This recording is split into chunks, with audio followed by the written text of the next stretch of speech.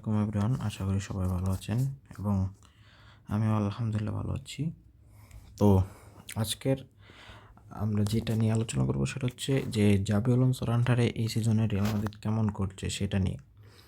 তো আমি as usual 4-2-3-1 এই ফরমেশনটা দিছি, বাট জাবি আলোনসো অন্যটাও দিতে পারে।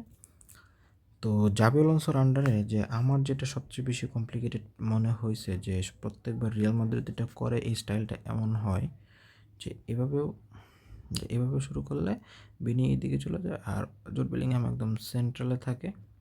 ঠিক আছে, কামাভিঙ্গা একটু ওয়াইডিশ এরিয়াতে থাকে এই সাইডটাতে, আর ভালভার্দে সবসময় হয় নিচে নামে আর নাহলে উপরে থাকে। মানে এমন একটা ফরমেশন হয় যে ভালভার্দে আপনার নিচে যাচ্ছে এবং উপরে যাচ্ছে, দুইটাই উপরে যাচ্ছে এবং আড্ডাগুলো নিচে আসছে। বাট এভাবেই চলতে থাকে এবং কামাভিঙ্গা মাঝে মাঝে একদম এদিকে চলে যায়। বাট ভিনি কিন্তু নিচে খুবই কম আসে, মানে একেবারে আসে না। ভিনি সর্বোচ্চ এতটুকু আসতে পারে আর কামাভিঙ্গা এত এই পর্যন্ত যেতে পারে।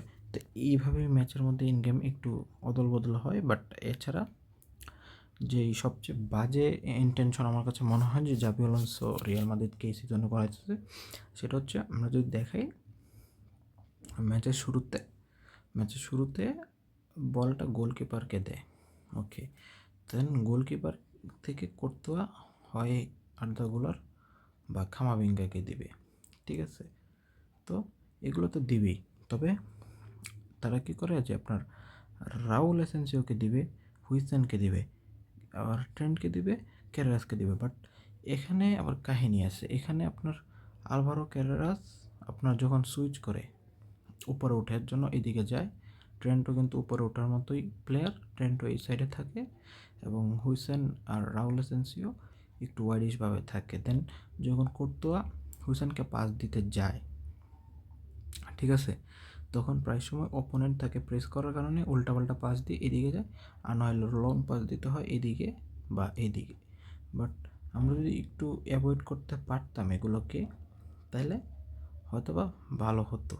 আচ্ছা, তো এরা দুজন উপরে ওঠার জন্য এই সাইডগুলোতে চলে আসে এবং সবচেয়ে বাজে আমার কাছে যেটা মনে হয় যে এই যে ক্যারেরাস উপরে উঠে হয় এখান পর্যন্ত এসে বিনিকে পাস দিবে এবং বিনি প্রায় সময় হচ্ছে আপনার একা একা 1v1 না 1v1 করে এমবাপ্পেকে দিবে, নাহলে এই বিনি এখান থেকে প্রত্যেকবার আপনার রান মেক করে, প্রত্যেকবার এদিকে এইভাবে ঢুকে পড়ার চেষ্টা করে বা এখান থেকে এই যে সাইডে থাকা ক্যারেরাস বা বেলিংহাম উপরে আসা ওদেরকে পাস না দিয়ে ভিনি প্রায় সময় ঢুকে পড়তে চায় এবং মাঝে মাঝে পাস দেয়। বাট ভিনিকে এই যে ক্যারেরাস উপরে ওঠার সাথে সাথেই যে ভিনিকে পাসটা দিল, এগুলো প্রত্যেক ম্যাচেই হয় যে ভিনিকে ক্যারেরাস উপরে ওঠার সাথে সাথেই ভিনিকে পাস দেয়। এটা আমার কাছে সবচেয়ে বাজে সিস্টেম মনে হয়। আর ডিফেন্সের দিক থেকে হচ্ছে যখন ওপোনেন্টের কাছ থেকে বল আসে, তখন ওই যে আমাদের দুই ডিফেন্ডার যেহেতু একটু ওয়াইডিশ, এবং আমার মনে হয় যে ব্যক্তিগতভাবে হুইসেন অনেক দুর্বল ডিফেন্সে।